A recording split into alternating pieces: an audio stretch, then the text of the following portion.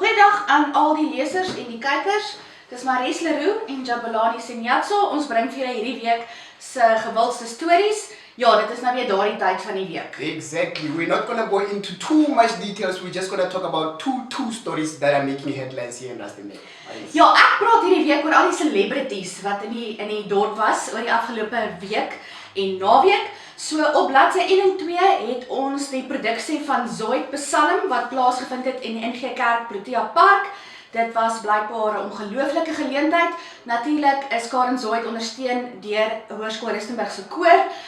Kyk gerus na die foto's. Dit was regtig iets vir die boeke. And I'm talking about crime. Last week, 11 suspects were arrested in Swartragens in a major drug bust that we've ever seen here in the Northwest Province. There's Mexican officials, not officials, Mexican nationals as well as foreign nationals from Mozambique, from Zimbabwe, and South African citizens. They're going to be appearing in court again this Friday, so keep an eye on that. The story is on page 3 of this week's edition. Dan het Jacaranda FM se drive show DJs, dit is nou Rob en Ross, het verlede Vrydag 'n draai gemaak in Waterfall Mall.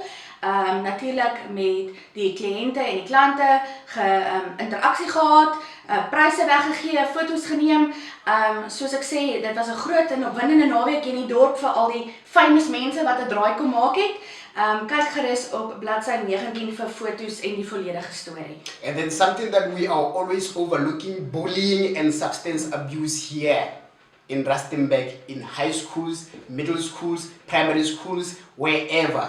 The police in Rustenburg went to Krondal Primary School to address this issue with the learners of Krondal Primary School. So the story is on page 27 and that's where I leave it. Ja, kyk gerus vir hierdie week se publikasie. Daar is natuurlik nog vele meer kompetisies, sport, skoolnuus. Onthou om jou gratis publikasie van Rustenburg Herald te kry sodra dit vanmiddag op die straat is. Ons sien julle weer volgende week. Sharp, sharp.